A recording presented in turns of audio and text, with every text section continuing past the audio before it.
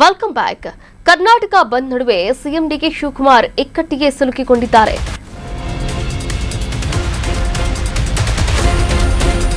ಕರ್ನಾಟಕ ಬಂದ್ ನಡುವೆ ಸಿಎಂ ಇಕ್ಕಟ್ಟು. ಕಾವೇರಿ ವಿಚಾರದಲ್ಲಿ ಡಿಕೆಗೆ ಧರ್ಮ ಸಂಕಟ ಶುರುವಾಗಿದೆ. ಸಿಡಬ್ಲ್ಯೂಎಂಎ ಆದೇಶದ ಮಧ್ಯೆ ತಲೆಬಿಸಿ ಶುರುವಾಯ್ತಾ ಡಿಕೆಶಿಗೆ? ತಮಿಳುನಾಡನ್ನ ಮ್ಯಾನೇಜ್ ಮಾಡುವಂತಹ ಸ್ಥಿತಿ ತಮಿಳುನಾಡು ವಾದಕ್ಕೆ ಇಲ್ಲ ಸರ್ಕಾರದ ವಾದ.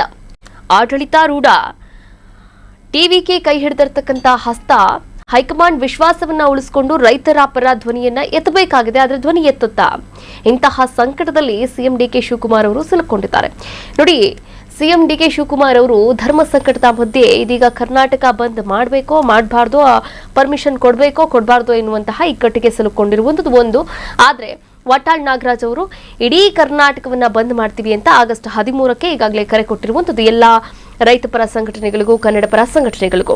ಪೂರ್ಣ ಪ್ರಮಾಣದ ಸಚಿವರೇ ಇಲ್ಲದೆ ಹೋರಾಟವನ್ನು ಮಾಡುವಂತಹ ವಿಶ್ವಾಸವನ್ನ ಇಲ್ಲಿ ವ್ಯಕ್ತಪಡಿಸ್ತಾ ಇರುವಂಥದ್ದು. ಅದರ ಜೊತೆಗೆ ಹೋರಾಡುವಂತಹ ಅನಿವಾರ್ಯತೆ ಕೂಡ ಸಿಎಂ ಡಿಕೆಶಿ ಅವರಿಗೆ ಇರುವಂಥದ್ದು. ಕೆಲ ದಿನಗಳಲ್ಲಿ ಪ್ರಾರಂಭವಾಗ್ತಾ ಇದೆ ಅಧಿವೇಶನ.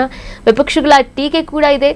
ಆದ್ರೆ ವಿಪಕ್ಷಗಳ ಟೀಕೆಯಿಂದ ಪಾರಾಗೋಕೆ ಡಿಕೆ ಹೆಣಗಾಡ್ತಾ ಇದ್ದಾರೆ. ಆದ್ರೆ ಇನ್ನೂ ಕೂಡ ಪಟ್ಟಿ ಫೈನಲ್ ಆಗ್ತಾ ಇಲ್ಲ. ಹೀಗಾಗಿ ಒಂದು ಸರ್ವಪಕ್ಷ ಸಭೆಯನ್ನ ಕೂಡ ಕರೆದು ಎಲ್ಲರ ಅಭಿಪ್ರಾಯವನ್ನ ಕೂಡ ಸಂಗ್ರಹ ಮಾಡಲಿದ್ದಾರೆ. ಅಭಿಪ್ರಾಯವನ್ನ ಕಲೆ ಹಾಕೋಕೆ ಸಿಎಂ ಮುಂದಾಗಿದ್ದು ಹಲವು ಸವಾಲು ಹಾಗೆ ಕಷ್ಟದ ಸನ್ನಿವೇಶದಲ್ಲಿ ಸಿಎಂ ಇದ್ದಾರೆ.